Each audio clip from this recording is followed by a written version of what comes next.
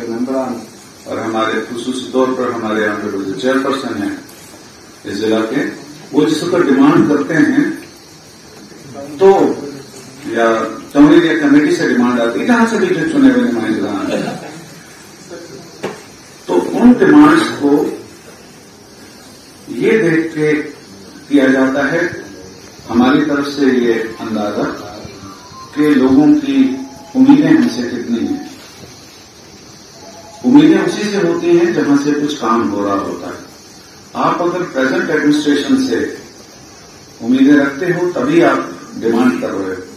आपको ये अच्छे तरीके से याद है कि 16 अक्टूबर का जो दिन है ये वर्ल्ड फूड डे मनाया जाता है। तो किसानों के सम्मान के लिए आज डिपार्टमेंट ऑफ एग्रीकल्चर ने पूरी वादी कश्मीर में जगह जगह एक मैसिव कैंपेन का आगाज किया हुआ है कि ऑयल सीड सरसों मस्टर्ड कल्टीवेशन के लिए। तो उसी कड़ी को आगे बढ़ाते हुए आज के 16 अक्टूबर के दिन वर्ल्ड फूड डे के तौर पर हमने फार्म मैकेनाइजेशन पे एक स्ट्रेस देते हुए कि यहाँ आज फार्मर्स को हम यहाँ पे ऑनरेबल एडवाइजर साहब के थ्रू कुछ ट्रैक्टर जो हैं वो किसानों की जो एग्रीकल्चर के साथ रिलेटेड है, क्योंकि प्रेजेंट्स डे में फार्म मैकेनाइजेशन जो है वो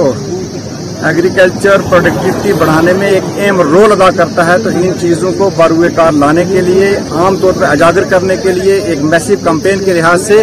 हम यहाँ से आज 8 फार्मर्स को यहाँ पे ट्रैक्टर दे देंगे और एक फार्मर को यहाँ पे एक मोटराइज्ड वेंडिंग कार्ड दे देंगे, ताकि ये लोग जो हैं